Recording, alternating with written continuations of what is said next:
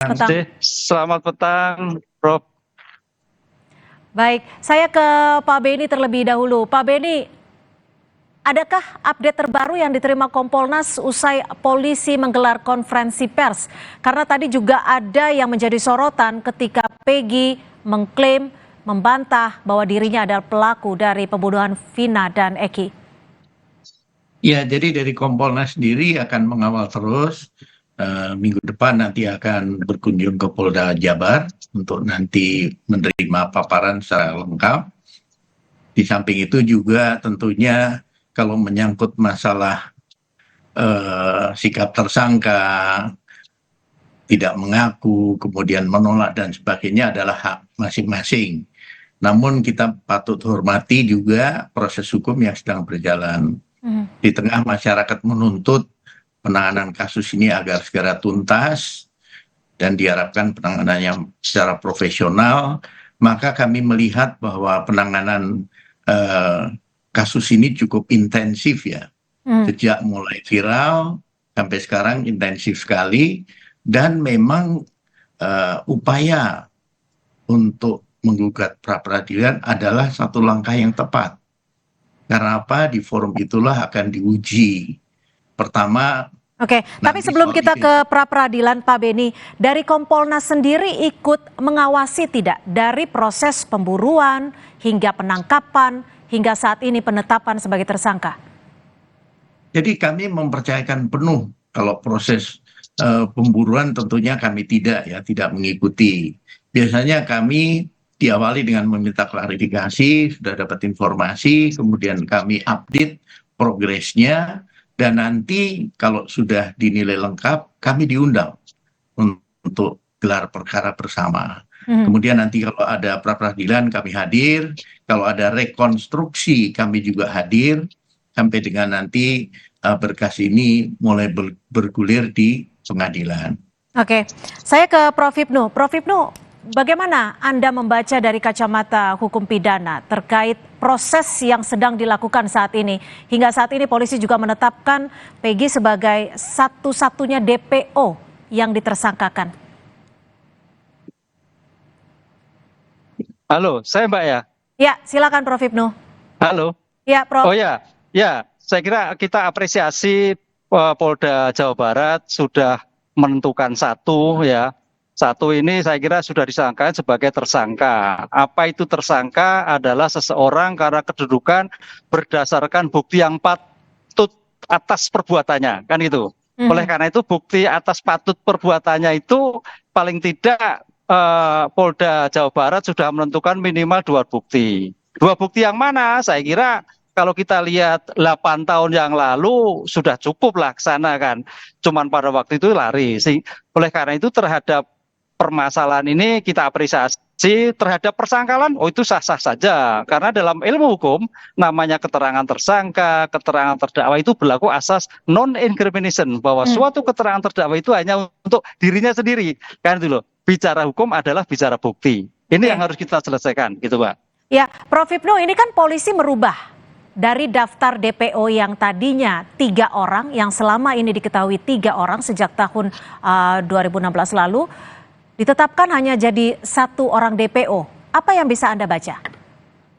Ya, kalau menurut saya terlalu dini ya. Karena begini Mbak, kalau kita lihat ke belakang, pernyataan Kapolres waktu itu di video adalah 11. Kan itu loh. Pertanyaannya yang 2 kemana? Kalau itu hanya 9. Dengan demikian, kami berharap mudah-mudahan 9 dulu. Dari 1 ini saudara P ini akan membuka kembali siapa 2 orang yang lain. Sehingga dengan konsep pembuktian di persidangan nanti akan terjadi, oh ternyata A, B. Sehingga memudahkan. Oleh karena itu pengungkapan perkara itu tidak hanya juga pada tingkat sidik, tapi pengungkapan perkara di peradilan juga sangat menentukan. Sehingga mudah-mudahan nanti jaksa, pengacara, hakim bisa mengorek kembali. Adakah yang lain? Nah, dari yang lain itu saya kira menjadi pintu bagi Polda Jabar untuk menentukan 2 yang ada sekarang ini. Itu Pak menurut saya. Oke, saya ke Pak Beni. Pak Beni, lalu apa dong yang membedakan dari yang beberapa tahun lalu kita tahu 3 DPO, yang sekarang akhirnya baru dijelaskan hanya 1 DPO?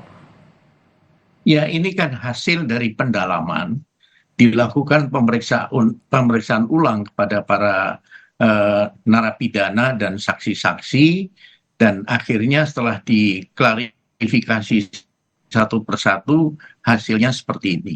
Salah satu catatan yang menarik adalah dalam rilis Direskrimum menyampaikan bahwa ada pihak yang menyuruh para tersangka waktu itu ya dan terdakwa itu untuk mencabut keterangannya. Menurut hasil rilis adalah pengacaranya. Ini juga menjadi catatan penting karena apa? Saya pernah nangani kasus seperti itu. Awalnya sudah ngaku semua, tiba-tiba begitu didampingi pengacara langsung dicabut semua keterangannya.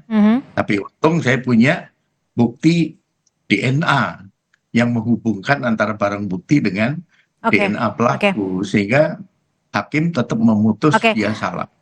Tapi begini Pak Beni, apa yang bisa dilihat ketika konsistensi dari penyidik Polda Jawa Barat yang berlaku beberapa tahun lalu hingga saat ini akhirnya merubah jumlah DPO?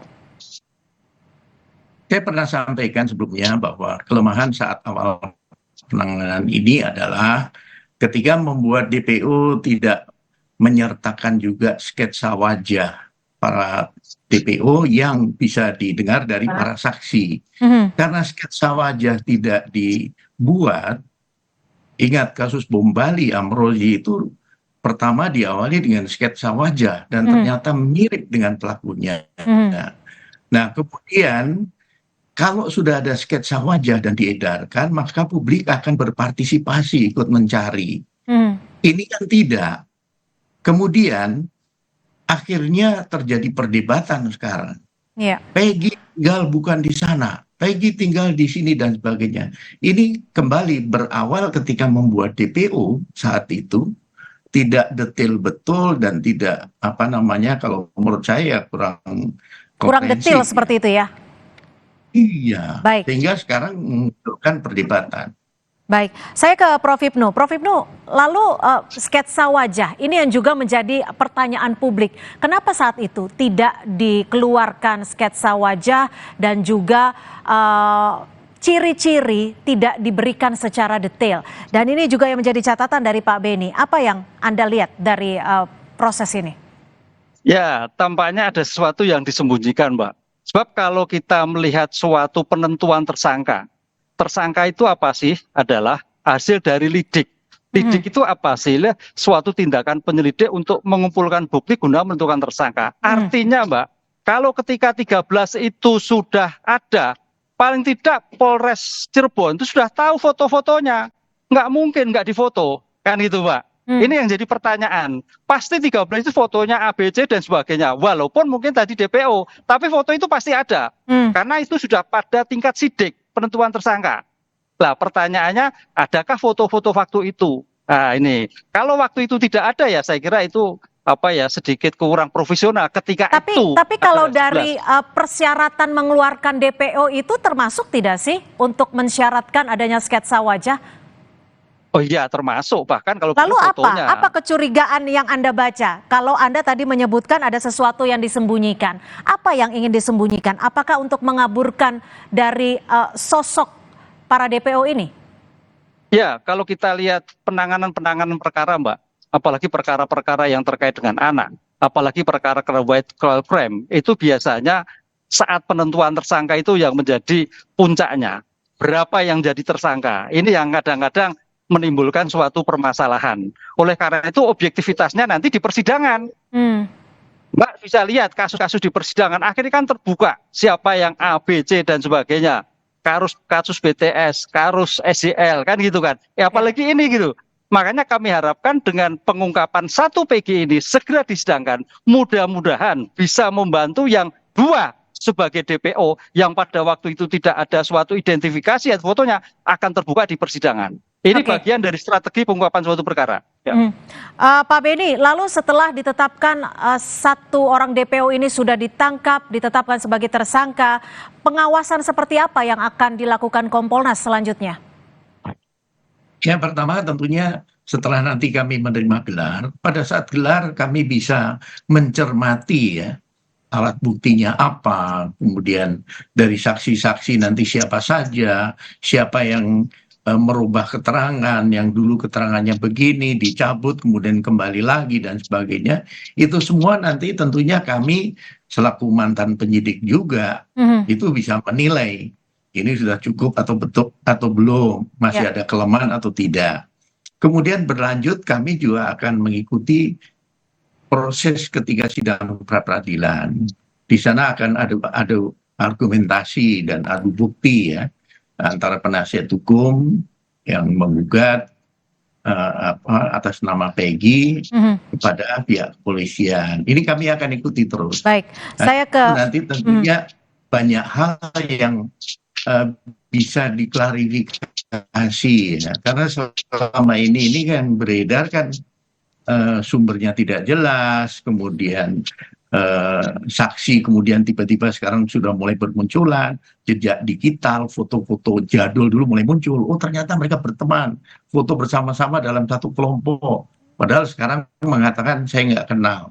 Nah seperti inilah yang saya yakin penyidik sudah mendalami betul, mengklarifikasi betul bahwa mereka sesungguhnya kenal begitu. Baik, Prof. Hipnu, lalu pihak keluarga dari Peggy akan mengajukan pra-peradilan dan keluarga saat ini mengklaim bahwa saat peristiwa pembunuhan terjadi, Peggy tidak berada di Cirebon, namun berada di Bandung. Lalu berdasarkan kacamata hukum pidana, pembuktian seperti apa yang bisa diajukan oleh kuasa hukum dari keluarga Peggy? Ya, pembuktian ketika lokus dan tempus deliktinya terjadi, Mbak, yaitu di Cirebon. Di Bandung itu kan hanya pelarian. Oleh karena itu, pengungkapan bukti-bukti yang disampaikan itu masih berkaca pada 8 tahun yang lalu. Kan gitu. Itu kan pelarian nggak bernilai. Dengan demikian mudah-mudahan Polda Jabar bisa mengurai bukti-bukti 8 tahun yang lalu pada saat lokus dan tempus deliktinya ditemukan di wilayah Cirebon. Saya kira kalau masih 8 tahun masih cukup lah, apalagi masih maju lah gitu loh. Kecuali sudah hilang semua lah, itu lain persoalan kan teman. Baik, terima kasih Prof. Hipnu Nugroho, pakar hukum pidana, dan juga Pak Beni Mamoto, Ketua Harian Kompolnas, sudah bergabung dan juga membagikan perspektif kepada kami di Kompas Petang sore hari ini. Terima kasih, selamat sore. Terima kasih Mbak, matur nuwun. Saudara, informasi lainnya kami hadirkan usai jeda. Di antaranya mengaku memiliki backing seorang pengendara motor cekcok dengan polisi saat melakukan razia di jalur Transjakarta, Jalan Gatot Subroto, Jakarta Selatan.